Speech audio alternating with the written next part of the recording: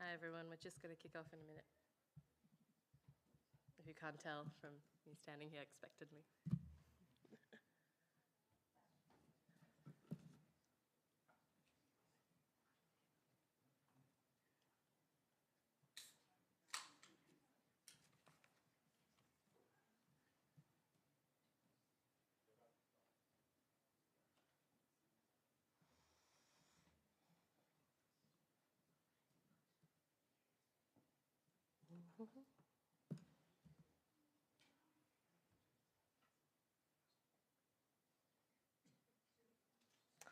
Well, good. So, gonna do the thing now, guys. We'll join in a minute. Hello, welcome everyone to eSynergy's Tech Series event on Gen AI and LLMs. A quick intro for those of you who don't already know me. I'm Nicole and I head up events with the team at eSynergy. Organizing gatherings such as these is a real highlight for us because we get to meet our community in person and we get to learn about the challenges that are top of mind for all of you and to learn about topics that impact all of us. And on that note, actually, thank you for all of those who registered and submitted your questions about this topic. We'll aim to cover some of that today. And to give you an overview of what to expect and when we will cover these questions, I'll do my little bit here and then I'll hand over to my colleague Prasad, who is also the panel host. He'll give you a little bit more about eSynergy and our take on the topic, and then tell you more about why we're talking about it with these experts today. Then we'll delve into the panel discussion. And towards the end of that, we will be hosting a Q&A. So any questions that come to mind during the session or that we didn't manage to cover, please feel free to raise them at that point.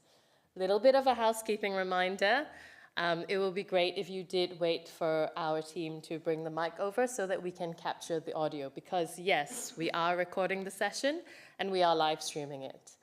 And you will all receive a copy of the recording following the event. And that's my bit done. Without further ado, I would love to kick off this session. Welcome to Decoding Gen AI and LLMs. Our panel of experts will be delving into the fascinating world of developing secure and user-friendly Gen AI applications. Discover how we ensure the safety and relevance of Gen AI.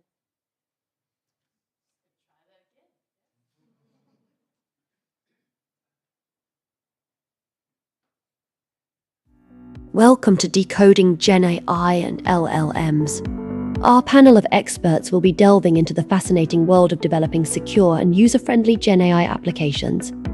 Discover how we ensure the safety and relevance of generative AI applications by augmenting a foundational large language model with real-time, contextual, and valuable data.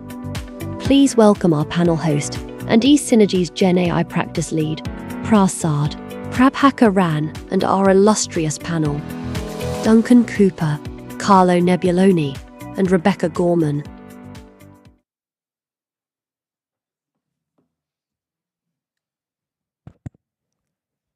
Hey, thank you, and thanks to the Gen AI stuff who welcomed me, not you, Nick. You didn't welcome me. That's fine, thank you. You're great, and you know, you are in the right room, right? We're going to discuss about how to make smoothies. Right? That was the right room. Right, so with that back, let me tell you a little story about a coffee shop near to my tube station. So I live near a place called Northwood Pinner. So there's a coffee shop, which is, they sell average coffee, but highly priced. Right. And one day, these guys launched smoothies. Amazing tasting smoothies. I never had such smoothies in my life. Such an amazing tasty smoothie. Right? And then I asked that guy, tell me, what is there in the smoothie? I never had this kind of smoothies before. He had just a smile. He didn't tell me what has gone into that smoothie, how it's blended, what is the recipe behind it, whether it has got milk in it, whether it has got nuts in it, nothing. But every day I saw seeing his queue is, going in a geometric progression, right? So it's been an amazing success story for him by selling a smoothie without telling what is in it. And it's such a maybe a sheer coincidence. He launched this smoothie very recently on November 6th. On the same day, OpenAI launched their Turbo GPT. Okay, I'll leave that bad joke with you. Right. With that note, I saw some few new faces, so I thought I'd give you a little quick snapshot on who we are and what we do. So we are focused on only one thing, that's delivering business value. So we are focused on delivering business value for our clients. And unlike many consulting firms, we don't claim that we are experts in everything. We try to do better than what we did yesterday. That's only one thing which is in our DNA. And we are quite proud in a community like this, because all our experts are one of you like, right? So somebody who is fully having a belief in right kind of autonomy, and we provide right kind of mastery, and of course, with a great purpose, right? So that's why we have a community like this. And if you are expert in any of these areas and would like to talk to one of us, we would like to be part of our lead associate panel. Right, and most of our customers, which you see here, they all come from either references or from recommendations. Right? So you could understand why do we do things better. Right, so today I take this opportunity before the panel to introduce our GenAI offering and what we are trying to do in this space, and some of our early experience which we are doing in the space. Right. So I'm quite convinced, at least we have got close to 50 people here, and you all believe there is a big potential in GenAI, and I'm sure it is like the internet in early 2000. It is going to transform the way we work. It is going to transform the way we do business. But in the context of an enterprise, there are a lot of challenges. There are many challenges which we are double-clicking as we get along with some of our conversation with clients. It is around security, contextualization, around ethics, understanding how we are really delivering the value. Is it a solution searching for the problem, like the blockchain one, right? No, right? So probably we need to look into much deeper. So there are a lot of challenges in the context of enterprise. We are double-clicking each one of them as we discuss with many of our clients. And the big conviction which I have helping building some of the GenAI solution is the LLMs are just one piece of the solution. It's one piece. It's a great piece. It's an amazing model, which is powerful with an NLP stuff. But there are a lot of things which you need, right? You need proper data products. We need access to data, policy, governance. This is all required when you are talking about enterprise. And of course, we need to augment the existing large language model with the right kind of context. And it brings great capabilities. It helps you to search massive amount of data, structured, unstructured. It helps you to summarize. It helps you to generate. It helps you to data analysis. I'll come to this. This is an amazing thing which we are doing currently. And it delves into many use cases and applications. And of course, we need a great supply chain of infrastructure. And there are systems. This cannot be isolated one. This needs to be part of your ecosystem. You're delivering KYC, or you're delivering AML, you're delivering new product roadmap. So there are existing businesses. How do you build into that workflow is very key.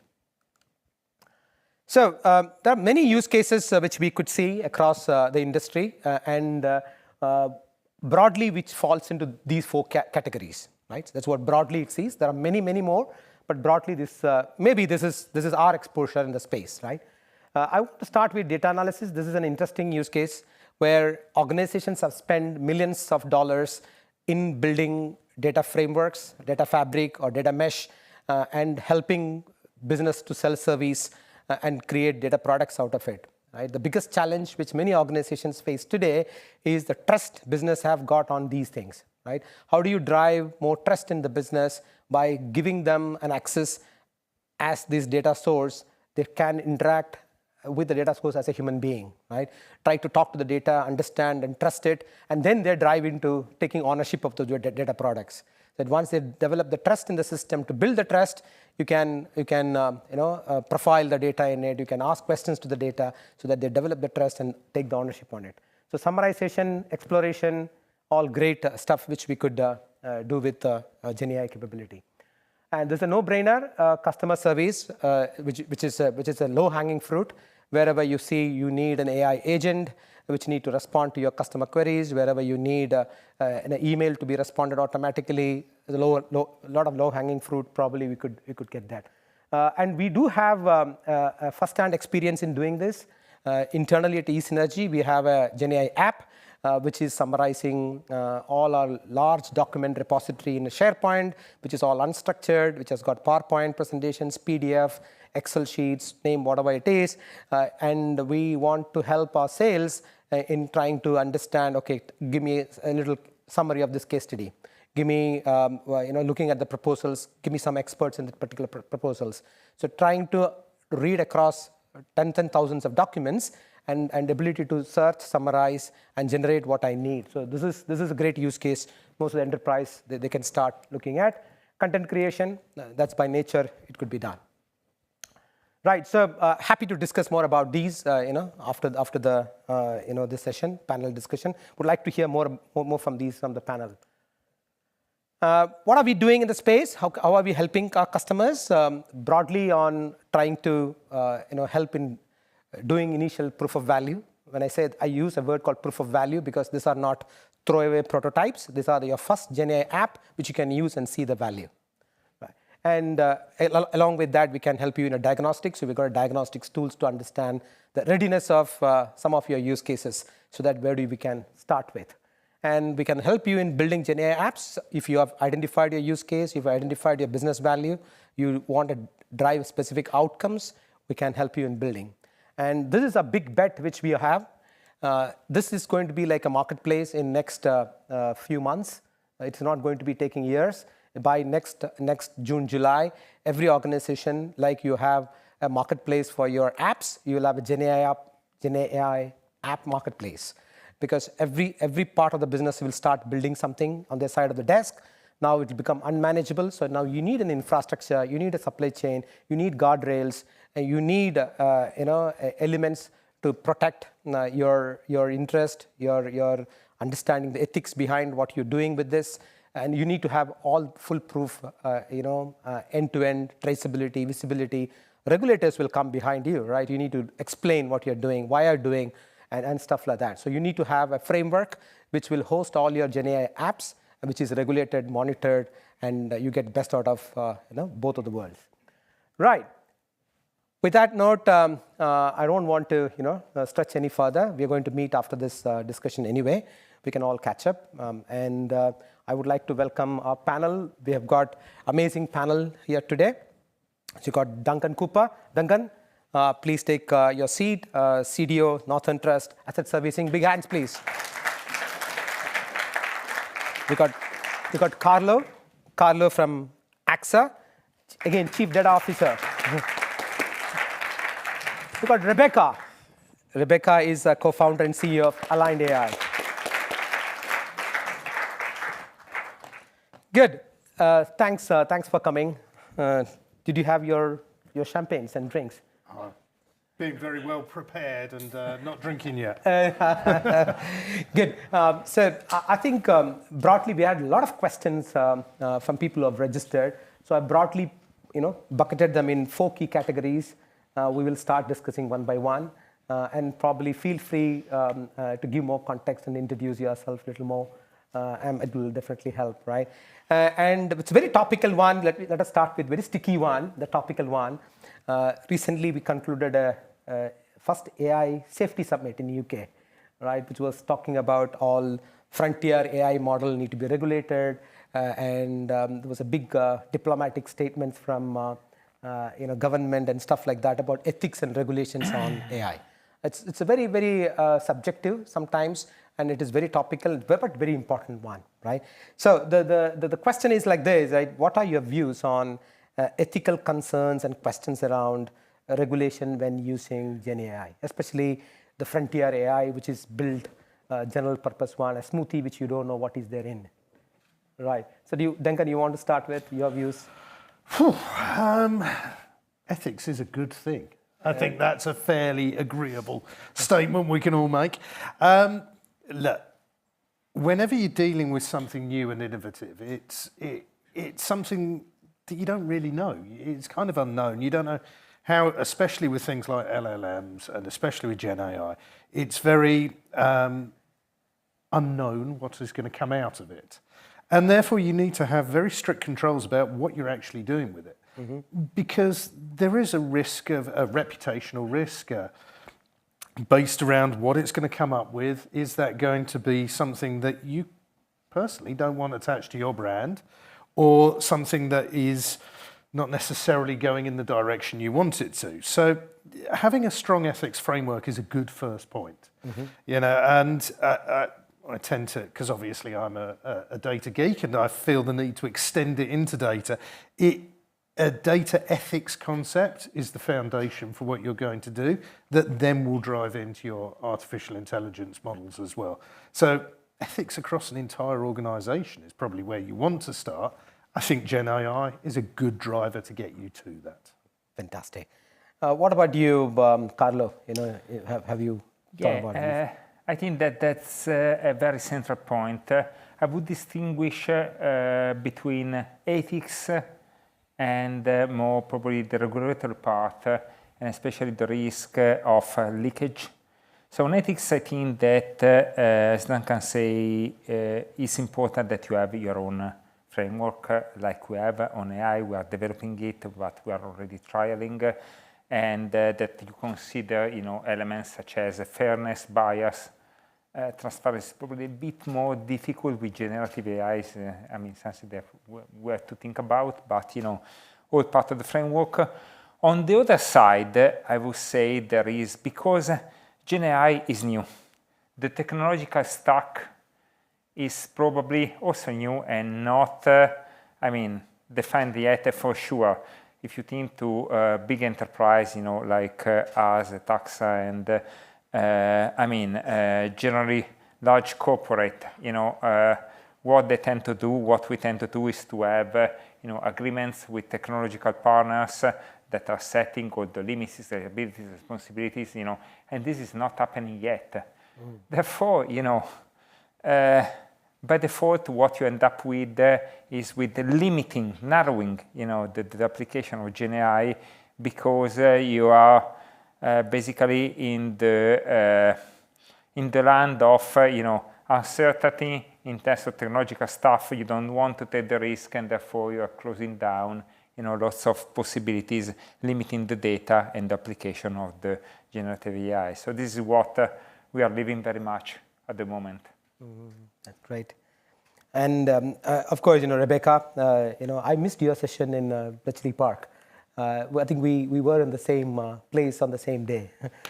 So I understand, and I heard about, you know, you being part of the panel, discussing more about these, right? So what are your views, being the startup in the space, being an expert in this area?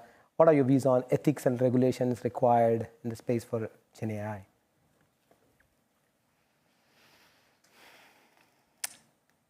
I think regulation is tough in Gen AI at the moment, because people don't have really a full idea of what it is and what it's going to be used for. We have discovered that there is bias deeply ingrained in foundation models. There's gender bias, there's racial bias, basically whatever biases are actually baked into the internet or have gotten baked in to your generative AI. And we actually tested a dozen of the most popular LLMs and ranked them by gender bias. So you can go see that online if you're interested. So one like obvious traditional area of regulatory interest is biased output or biased behaviors in your business. So if you're deploying a foundation model or Gen AI for a purpose where bias, whether that's gender, racial, or some other kind of bias, is regulated, then you should also be worried about whether your foundation models or your Gen AI's output and decision making could be biased as well. So that's one clear-cut way where existing regulation will actually apply to your Gen AI output. Another thing to be careful about with Gen AI is unexpected behaviors. So not just hallucinations, but sometimes your Gen AI will behave differently than you're used to it behaving because of the stochasticity that's incorporated to get your Gen AI to do interesting things. So watch out for that. You can't necessarily trust it to keep delivering consistently what you're hoping it will. Good. Right. I think it's been realized by organizations, companies who build these foundation models, and they are committing to make their models ready to test. You can test. There are guardrails. There are checks and balances they are going to bring. They are going to put light on and explain why certain things are that way, and stuff like that. So what is do you think organizations or enterprise all are doing, right? So whether it has got regulatory issues, every enterprise and corporation they are doing something in the space, right? People have come out and publicly announced so much of investment they are doing in the space and stuff like that. So to start with you again, so do you think that this is going to be a big business differentiator, and that's why even though there are a lot of unknowns, right? People are started doing some experiment in the space. Boldly, organizations are coming out and expliciting their interest in doing some of these. And in fact, one of the biggest vendor, OpenAI, they said they've got at least 50 of the biggest, corporates are working with them in trying out few use cases along with them. So what is making these enterprises to go behind these? Still, there are unknowns existing and stuff like that. So you asked about it being a differentiator. Yeah. Some people are actually worried about the opposite. So that basically anything that you're making with, say, your foundation model or with your GPT's app from ChatGPT is easily replicable by other players. And actually something that we've seen time and time again is that some small person creates an interesting open source project, and then a number of other people commercialize it into an app, and then 2 months later, like OpenAI incorporates that functionality into the base product, and all those people who thought they were making a cool new product, they've got to start over again because they've been made obsolete.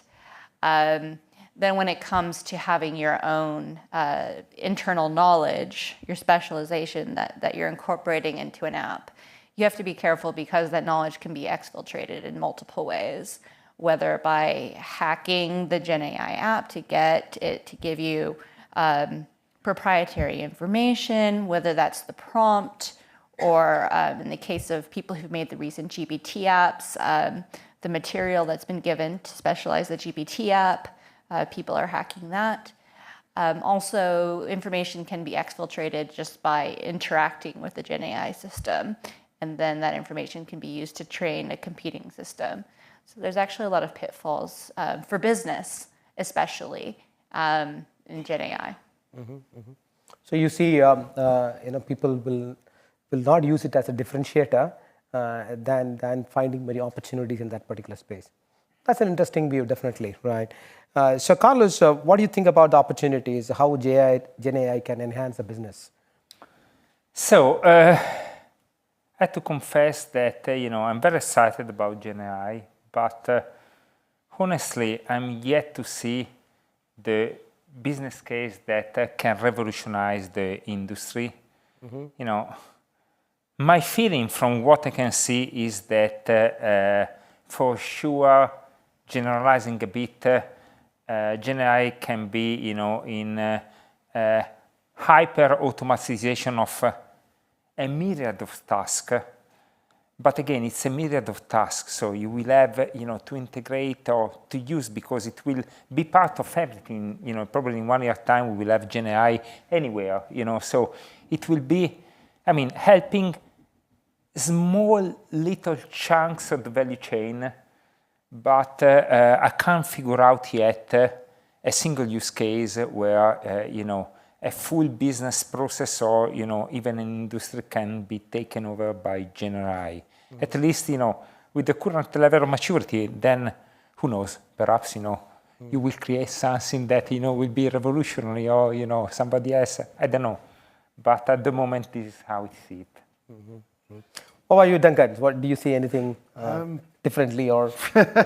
I know I was worried I was going to be the only cynical one. I think when we look at Gen AI at the moment, for me, it's like a Swiss Army penknife.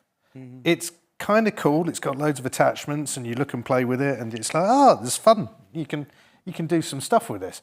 But then when you actually try and do something, one single job with it, you find that actually there's better tools out there to solve that one single problem. So, if you want to saw a piece of wood, yeah, you can do it with a Swiss Army penknife, and it'll take you a couple of days. You're better off just getting a saw. And to me, the Gen AI is that. It's exciting. It's interesting. Everybody wants to play with new toys. But to Carlo's point, have you really found the problem that you're going to solve with it? And, there are use cases. There are things that we played with that are kind of cool. And you got an output from it. But to your point, Rebecca, it's not necessarily repeatable or predictable. There's issues with it. And quite frankly, would you trust it in the wild with your brand name attached to it? These are all considerations that you've got to have before you play with this stuff. I think most of the use cases we're looking at are actually cost reduction. And cost reduction's not a bad thing. Don't get me wrong, it's not a bad thing. But you're changing user experiences, or you're optimizing business processes, or you're trying to take the low-cost stuff out of your work. Great, but it's not going to change the world. I want stuff that's going to make money, going to really change user experiences, that are going to get people excited that they want to buy or use new services. And I'm not sure we're there yet. Maybe in the future, but not there yet. Right, because I agree with you. But if you look at some of those kind of media attention which has got, the press attention it has got, and the diplomatic attention, the countries are worried about this now. And do you think this is just a hype, or is it something in it really? I'm going to use the opportunity to quote the great Chuck D and say, don't believe the hype. It's I've always wanted to do that as well. That's so cool. There is a lot of hype. And there is always hype about any new thing. There's always excitement about all these things you can do with shiny toys. I think everybody needs a healthy degree of cynicism in their life. Yeah. Look at it, judge it, understand it, get excited by it. That's great. Delve into it and try and play with it and see what you can do with it. These are all good things. But don't spend $20 million on something because someone in the press said it was a good idea. That's not necessarily a great business plan. Unless you happen to have $20 million that you have nothing to do with. Definitely not me. And maybe a counter argument on that, Duncan, is many people said the same thing when internet was around, right? And people who stayed back, they left the best, right? They moved forward. Right, what is your view on if an enterprise need to adopt these kind of new wave of technology, which claims to be very revolutionizing? What are the things which an enterprise would like to do, when enterprise would like to take care before adopting or trying out these in the mainstream? So I think that the opportunities probably are, I see them in two areas probably. The first one is where you have lots of unstructured tests. traditional AI technique, machine learning, and similar algorithms are very good where you have data and probably good quality data, where you can apply your algorithm and find out very good insights, integrate it in the value chain, make recommendations, real time. That's great. Where we are lacking at the moment is with this technique we tried, with speech recognition, text recognition, OCR before, but where you have unstructured data, you are really struggling with, traditional technique. Yes, there are regular expression, you're struggling. And GenAI is good at this, So probably this is another opportunity, and with Duncan, that in the future, not now, probably we're not mature enough, where we can see a difference. Another one, again, is in conversation with the customer, Will generative AI really be the turning point on chatbots? Possibly in the future. Again, we have to trust the technology first, which we are not there yet. But in the future, I can see an area where, this can really make a difference. Good. Thanks for that. So, Rebecca, if people want to develop trust on these, right? What do you think? Few things which will increase the trust in these kind of technology.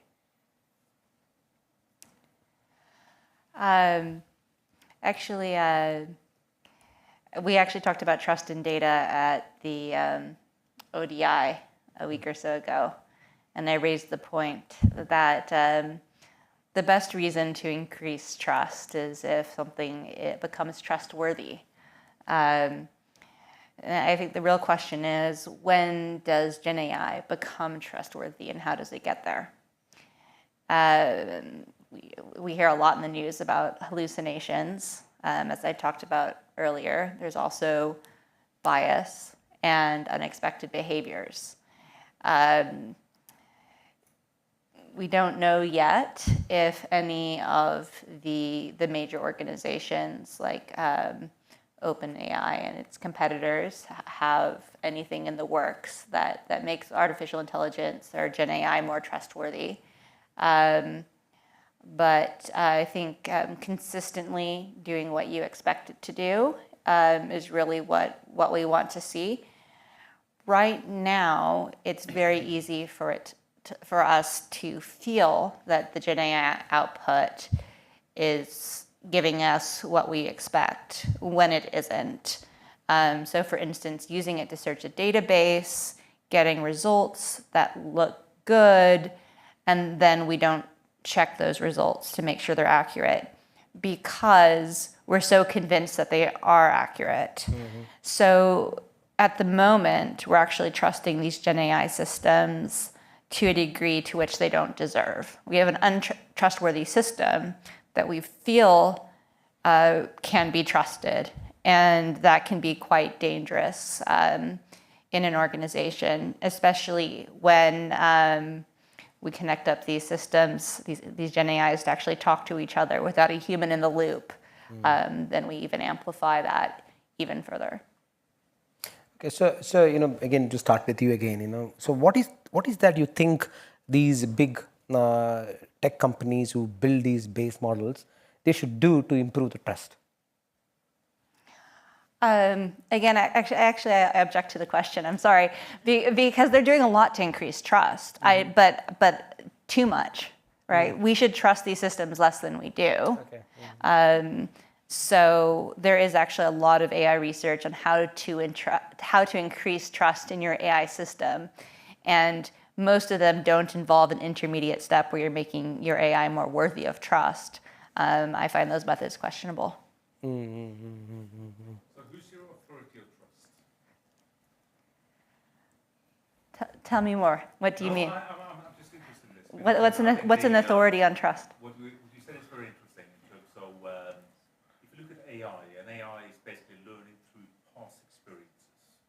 We work in the investment management industry where everyone has a disclaimer in terms of past performance or guarantee of future performance.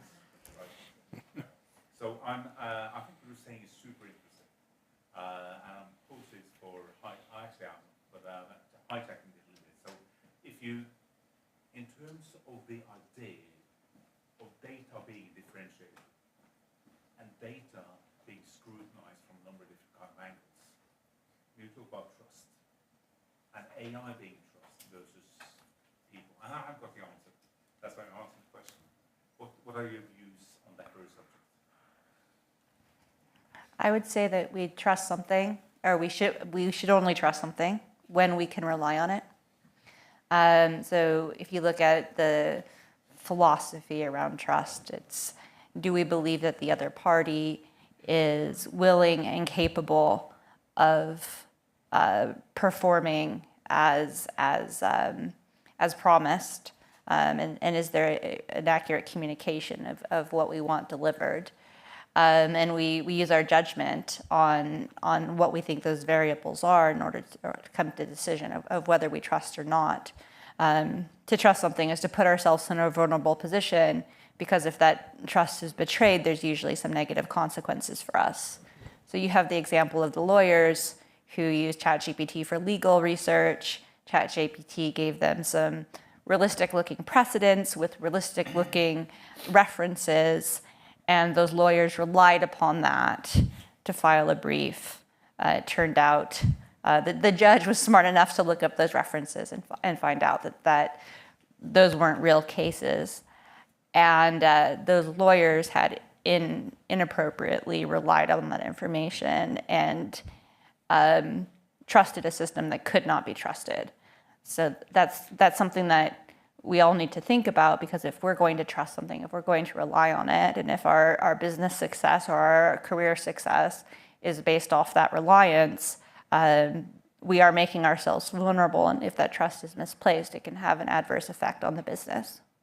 You know, I've got a simple definition of trust, which I feel is, if I trust someone, if I want to trust a driver, you need to know the skill, you need to know driving, I need to have a good attitude, right? And if these two combines, if I've got a great attitude, but you don't know driving, I can't trust him. Same way, it should have the skill, it should have, but here in GenAI, I could see it has got some skills, but you need to develop the attitude of the ethics behind it. So that's where probably it could develop trust. But definitely we can carry on this discussion, which is very interesting and very philosophical sometimes, right? When we talk about trust, ethics, and stuff like that. Right, so since we got two chief data officers here, I can't stop talking anything about data here. So data accessibility. So now, you know, we all know that large language model brings some capabilities. Let me put that word, right? It's a capability. It helps you to search, summarize, generate, and those capabilities. And if we have to really make it anything to use towards any of the small tasks in the organization, it requires data. Right, and how important thing you think the readiness of quality data sources available for these GenAI related use cases and capabilities in currently, for example, in any organization when you take, how ready we are to give data to make GenAI contextual to an organizational situation. So. You can start. You can start. Both are CDOs. I'll go first, seeing as I asked the question. So, do we have data available? I think it's fairly safe to say that no organisation has free, complete access to every piece of data at their whim. Yeah. And they shouldn't have, to be brutally honest, because there are controls and restrictions that you need to have in place around the data. I read actually, it was today. There was an interesting post from someone posted up on LinkedIn, and I read through it, where they said data governance has no value. Data governance is just ensuring that the data is correct. Well, surely you could apply AI to ensure the data is correct, which seemed like a somewhat recursive argument in itself. But it was an interesting question or philosophical point, in that, is it worth spending time, effort, and money on consolidating, aggregating, and exposing data when you have models that can go and fetch this data from all these dissimilar sources and potentially glue it together? I think it's fairly safe to say that what we've discussed so far suggests that the models are not mature enough to go in that direction yet. And my personal view of AI at the moment is it's like a 3-year-old toddler. It's lovely, and sometimes you can have an interesting conversation with it and you will get value out of it. There are other times it's going to throw its dinner on you and have a strop and not necessarily give you the outcomes. I enjoy talking to my 3-year-old when she was 3 years old. I wouldn't trust her. She's 3 years old. Did you steal that sweet? No, not at all. You know, that level, that's where we're at. And I'm waiting until Gen AI gets to the maybe truculent teenage years and locks itself in the bedroom and listens to The Cure all the time. But then it's starting to get a little bit more mature. It's getting more predictable. The behaviours may not be what you want, so you may need to correct those behaviours, but that then is getting where I would be more comfortable with it. Is data a blocker for that? I don't think so. Right. Is it an accelerator to make it grow up quicker? Potentially. Yeah, I think that I tend to agree with you, Duncan. Probably I have to say that we are not even at the stage yet of training the Gen AI on our data. We are just touching it, just starting talking to the 3 years old and asking their views, but not their views on our data probably yet. On the point that you made about giving full access to the data, and throwing lots of data at this, I would question if ethically and legally we even can, because I still rely on. I would, if my DPO colleague was here, she would say to me, hands off, remember data minimization, so what is the purpose for assessing such a, a vast amount of data? What is your justification? And probably you cannot in the end, And also ethically, do I need to throw always the full amount of data to any use case, to find out the single thing that, I'm not sure, if a customer in the end would be happy that, all their data, they are crunch every time, Probably, we have companies that do that for sure, based on the amount of spam that I receive on my inbox every day. But I'm happy about that. Probably not. So there are bigger questions to answer before, I think. Good. So Rebecca, if somebody wants to start a journey in the space, right? Somebody wants to. In fact, I've seen the other day, right? One of the biggest bank in the they just announced a role, director of Gen AI. I don't know, Sunny or somebody forwarded me, right? So director of Gen AI, and they are hiring at least 25 people in that role, right, across the board. So now if somebody is doing something in that space, right, what are your maybe top 3 advice or suggestion or whatever that you want to call it as, to start exploring in the space, and because everyone wants to be a little ahead of others, right, in any technology adoption, right? If this consider this as a technology black box one, right? So what is that you start giving your views on? Somebody wants to explore this. I could start with what you've already presented earlier, which is start with low-hanging fruit, experiment. But where my specialism is reminding you all to be cynics. So think about how laws about protected groups might affect this application. Correct. Think about if the system were to do something unexpected, what would be the worst case scenario? And then put in safeguards for that worst case scenario, because maybe there's a good chance that at some point that is actually going to happen. And you want to have the safeguards there. We're still at the point where you need to have a human on the loop if you're going to have these systems talk to each other. So don't just automate them and not monitor the output. So my primary advice would be think about what your level of trust is and then just drop it dramatically. Don't trust your gut with Gen AI. It's being trained right now to feel more trustworthy than it is. And that's the main thing to look out for. So proceed cautiously. Lovely. Oh, sorry. Yeah, please go ahead. And make sure you have data security practices in place, because these systems are really, again, easy to exfiltrate. Yeah. Carlo, if you want to give any piece of advice to people, what will be your thing? Yeah, I can't agree more. As I said before, the technology stack of this, again, it's like the toddler, put in front of the world, everything is open, everything is, very raw, not mature, not protected. So I can't agree more on the security point. And, again, I feel that it's not ready yet, for a responsible corporate large usage, this technology. You have to have a safeguard on your side and probably use it, on, selective data sets, just, that you can trust that you can put to the technology, and probably you will do, in the worst case, very limited damage, restricted scope, and that's it at the moment. I feel very much that we should act, and we are acting like this. What do you think, Duncan? I might be possibly a little bit more aggressive here, in a nice way.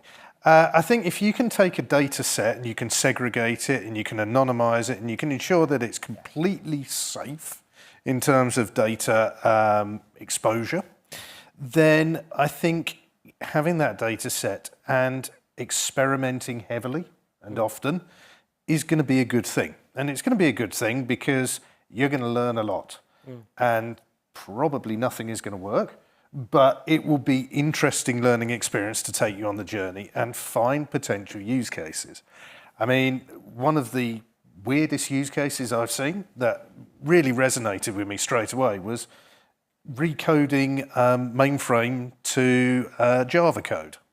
So getting an AI to read the train set on some horrifically old mainframe code and then rewrite it into something modern and more usable.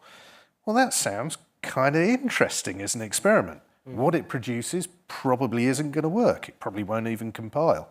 But it will be interesting to play around with, and it will give you more knowledge, more experience, and hey, it might be an accelerator for stuff that you're doing. You never know. I think that's a really useful first step. So I definitely wouldn't ignore it or avoid it. But to your point, Rebecca, go in there with your eyes wide open and completely disbelieve it until it proves that it's trustworthy. Absolutely, fine, great. So one last round of questions around the few questions which people have asked about open source and Gen AI, right?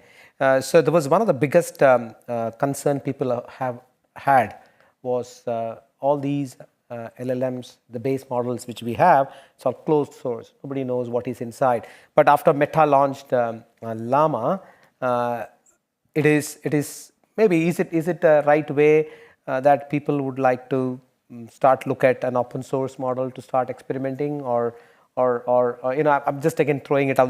There's a couple of questions around open source model and Gen AI and stuff like that. So what are your views on using an open source model, hosting in the firewalls behind the organization, and start doing experiment, or looking at the corporates produced base model? Maybe Rebecca, you want to start with, or? I think experimenting with open source is great. So besides Llama, which you can quite easily download with permission from Meta, which they just give out automatically, Mistral, a European startup that's working on complying more strictly with European regulations, is releasing open source models. So that's worth looking at, because I think that they're more compliant with GDPR. And then there's also the Eleuther open source models as well. And I think that those actually rated pretty decently in terms of bias compared to the other foundation models we looked at. Okay. Any views, Carlos? So I have not that experience in open source model because, again, I mean, in terms of my company, in terms of risk position, we are not, I mean, there yet. But we have experience with the more consolidated model, you know, taking the source and compiled in our own tenant and use it behind our firewall. So yeah, I think that that's a way to overcome some of the security, you know, threat that you mentioned, Rebecca, you know, because obviously if you can keep everything in your domain, obviously most of the security I mean, objections will go. So, yeah. What did you hear? Yeah, try it. Try it, that's it. Try it. Experiment. Yeah, see what you get out of it. Within the restrictions and confines we kind of put out there, you never know. One model may work for your business case or ideas better than another. You never know until you try. I should probably, though, add that it's actually a lot cheaper to not do open source at the moment. Yeah, exactly. From the computing perspective. Yeah. And maybe, you know, I'm sure we are opening it for Q&A. I've got the clue now. We should open it for the Q&A. But yep, there are a lot of hands going up. So we'll have the mic. So before you ask any questions, please use a mic, and that'll be extremely useful. Hello, I'm Tony. So question for Duncan there. By the way, your teenage analogy of The Cure, my colleague says prevention is a better band than The Cure.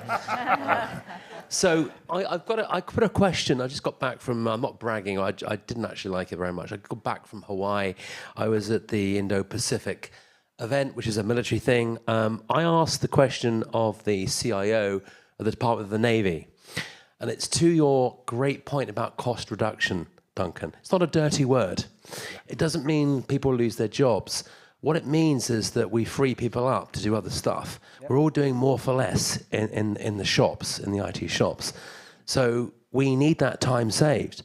And in industry, we can monetize that. So my question to defense, to the US Navy was, you don't care about that because you seem to have an endless pit of money. So how does that translate to the military, to defense? Why is being faster, so the transfer of data across the planet's wider networks, why is it important? And the answer was dramatic. It saves lives. The lower latency that we can move that mission critical, mission-minded data, not flexible, mission critical, will save lives. It's something that can be measured. Any thoughts about the importance of, because that's the business I'm in, so it's a kind of loaded leading question, I guess. We have assets in Allianz, in banking, but primarily in signals intelligence, because when we move data, we don't need the key material, we don't cache and store. Need to know, fire and forget. They kind of like that in government. They don't want us to know what's going on. We'd be equally attracted to the cartels. I hope there's nobody from the cartels here. So Duncan, great point about cost reduction. We care about that. Any thoughts? Whew, I could go on for hours here. I promise I won't, but I could. So cost reduction is a very important thing. And I think one of the kind of, I'm going to use a quote that I found on the internet once and thought that's brilliant. And then I'm going to search for the provenance of it before I use it. And it was totally false. But it was a quote attributed to IBM that said 95% of the data created by humanity was created in the last 3 years. Absolutely no proof of that. So I start off with that statement. But it's a really interesting mindset, because if we are creating huge exponentially growing amounts of data, then what we have in terms of people and resources is not growing exponentially. So we need to be more efficient. We need to be smarter with what we are doing in organisations. I am of the opinion that you should always strive for efficiency in whatever you're doing anyway. So for me, it's a really important aspect to take on board. But if you look at the amount of data and the amount of information that's potentially in it, the only way you're really going to leverage that properly is through artificial intelligence. And I should segregate the difference between AI and generative AI as two very different things. But for me, that's a really interesting area that has huge value. Yep. My question is for Rebecca. You started a very interesting set of answers and questions about talking about bias and about, as a negative that these models have various forms of racial, sexual, and God knows what other type of bias. And a slight caveat before, or disclaimer before I ask my question, I don't condone any type of bias of that type. However, the suggestion you gave that the reason for this bias is because, it learned it from the internet. And if we were to suppose that the internet is a broad barometer for public opinion, is the model wrong to carry on the same bias, which is that of public opinion? Because I think it's a very large assumption to assume public opinion is good opinion, but it is public opinion nonetheless. So is the model wrong to do so? There might be a difference between, well, let me give you an example. So WhatsApp recently introduced generative AI stickers. Have you all heard of this? So if you go to WhatsApp, generative AI will generate a sticker for you for whatever description you put into the prompt. And apparently, just after this came out, some people decided to try Palestinian child as a prompt for the WhatsApp sticker. The sticker is like a drawing of something, like you might want a teddy bear giving you a hug, right? Well, some people wanted a sticker of a Palestinian child. And WhatsApp generated a child holding a machine gun. So you might ask me the question of, is that bias wrong? And I think that many of us would instinctively feel that it is. How you measure that wrongness, that's maybe a harder question. Is it wrong because it's stereotyping a Palestinian child in a different way? Certainly. And it's also tragic because it implies that maybe there's people are worried about child soldiers, this demographic. So that there's a lot of heartbreak there. And these kinds of things are embodied into these systems because they've been trained on the biases of everyone who contributes to the internet, and maybe some of the people who contribute to the internet feel the way that we do, and maybe some of the people that contribute to the internet feel differently than we do, and have different opinions and different experiences, and a lot of that gets baked in to the models that are created. I guess it's the acceptance, the difference between public opinion and good opinion. You could say that.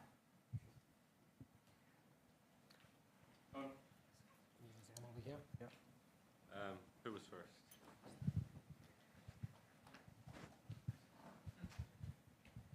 Thanks. I mean, the talk of trust is interesting because I don't trust humans that much. In fact, you talk about the picture of a child with a machine gun. There's quite a famous picture, I think, of a child holding a machine gun and another child holding a book, The Little Red Riding Hood. The book is banned and the machine gun is legal in America. So the question really is, I mean, language models have biases, but I can train the biases out of them. I can't train the biases out of some of the humans I work with. So do you trust language models more than you trust humans, or less? Are you asking me, or what are you asking me? I'll share. Yeah. Please go. I can also add. You go ahead first. Interesting thing is, there's no human that I trust to be good at everything. But we often trust these Gen AIs to be equally unbiased in every way. We also tend to try to actually educate humans in things like bias reduction, especially in roles where that can have a significant impact. The difficulty with Gen AI is that often a particular use case hasn't been thought through before. So for instance, WhatsApp now won't let you do a search for a Palestinian child. So that use case has been now thought through because of that negative news. But it's hard to anticipate unknown unknowns. So especially when you're distributing Gen AI to users, you don't always know how your users will use it. A supermarket in the UK, I believe, made an app where you could input ingredients and get out recipes.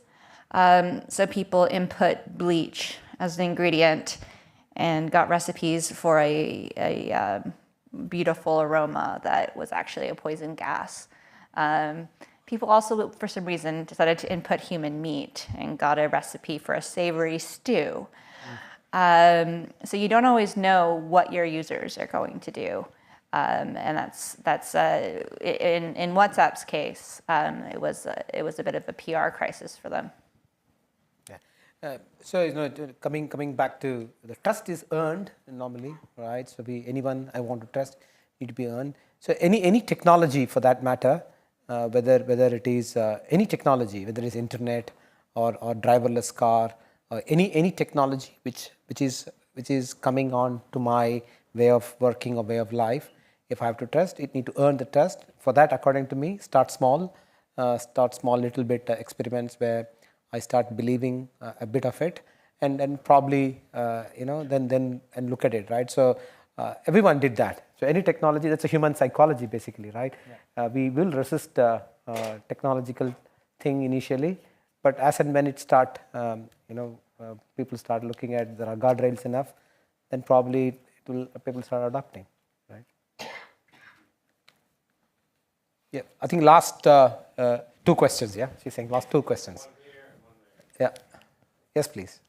Hi. So my question is around the most high-profile case was around Getty images, where Getty watermarks are starting to appear in stable diffusion generated images, and this that was very clear and obvious example of where LLMs have been hoovering up, or image models have been hoovering up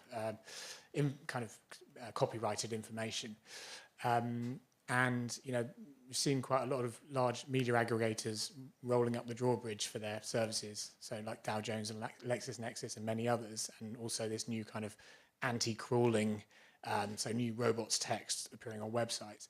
For organizations like SRM that deal with lots of public source information to make assessments, it's very uncertain at the moment. I was wondering, and also, it kind of maybe predicates a potential change in the way people consume information, because these organizations are seeing that potentially people are going to stop going to kind of generating royalties by clicking on links to view articles and are just going to ask their LLM. What I think, Prasad, maybe question primarily for you, but what have you seen this in some of the businesses you've been working with, and have you seen that how they're reacting to these, and do you have any advice for organizations that are facing some of these challenges around where they get their data nowadays for use with LLMs? Honestly, I've not come across anything from the business perspective doing these, but of course, like you, I've also heard the news which is out there about the copyright issues and stuff like that. But it's like this, right? It's trying to make a traffic signal post for flying cars, right?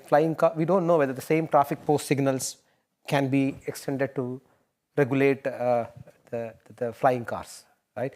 But it need to be regulated, right? But we don't know how to regulate. But extending our existing thoughts around how we regulate our normal cars on the road may not help. Right? That's my view. But it is emerging. As we say, it's Duncan's analogy of a toddler getting naughty. So there will be some old techniques. The stick may not work for the toddler now, right? You will get back, right? So you need to find out different ways in managing those. Right? So that's my, I don't know whether it helped you, but that's my view. I mean, I would add in, this comes back to where we started at the beginning, which is ethics. You know, if you're looking at large language models that are potentially going out there and taking intellectual property from sources and not paying for it, that's really kind of unacceptable. You know, that is theft. Now, is that something that needs to be prosecuted or something goes through the law? It's not for me to say. But it raises an interesting issue straight away on those ethics. And for me, my concern then would be liability. Because if you are, as an organisation, using something that has stolen intellectual property, are you now somehow liable for what that produces? So Rebecca's kind of covered it. You know, don't trust anything. Be very cautious about what you're looking at, because some of these questions have not been tested and have not been brought to the forefront, and you don't want to be the first organisation that has to answer those. The last one, the last question. Yeah. Who's having the last question? Rebecca, I very much enjoyed your story of the lawyers who presented the precedent cases to the judge that didn't exist. I think they learned a pretty hard lesson about accountability that day. And they'd moved the responsibility for producing the evidence off of paralegals, adult paralegals, and onto 3-year-old Gen AIs and LLMs. And accountability hasn't really come up in the discussion so far today, but I don't think it's ever going to move off the humans from a legal point of view. And my question is very specifically for you, Rebecca. Do you feel that the chief data officers of large organizations should be held accountable for the output of Gen AI and LLMs in their organizations and the actions that the organizations take from that? I think what I'm going to say is going to surprise and not surprise you. My grandfather and great-grandfather were civil engineers. And the interesting thing about being an engineer that designs a bridge, you don't stop at the blueprints. You oversee the construction to make sure that it matches your blueprints, because your name is on that bridge. And if that bridge falls down, you're personally liable for what just happened. And now civil engineering's been around for a long time. The Romans were doing civil engineering, and I doubt they had the system sorted out back then. But somewhere along the course of thousands of years, we decided to give responsibility for the systems that an engineer designs to that engineer, that extended throughout making sure that the production of that system was according to the engineering standards to high enough level of safety and reliability. Now, you might ask me about chief data officers, but they're actually often not the ones engineering these systems. I would actually place responsibility in the hands of the engineers that are building these systems. Right now, engineers don't have responsibility for the systems that they build in computer science. And because these systems often affect hundreds of millions of people's well-being, we actually need to start rethinking that. If engineers are responsible for the things that they create, that's going to result in them behaving more responsibly and pushing back more on organizations when organizations are asking them to do something that they know is not safe. Thank you. I think we can have more questions. We're going for a drink, so that I'm going to have more questions.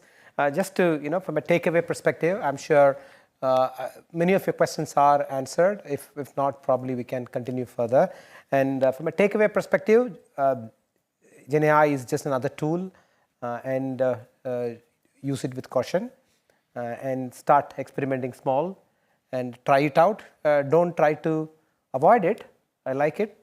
Try to explore it and use it in a place where it is a low-hanging fruit, less risky ones, and learn from it and continue further the journey. Thank you so much, Duncan, Carlos, and Rebecca. Wonderful. A big hand, guys.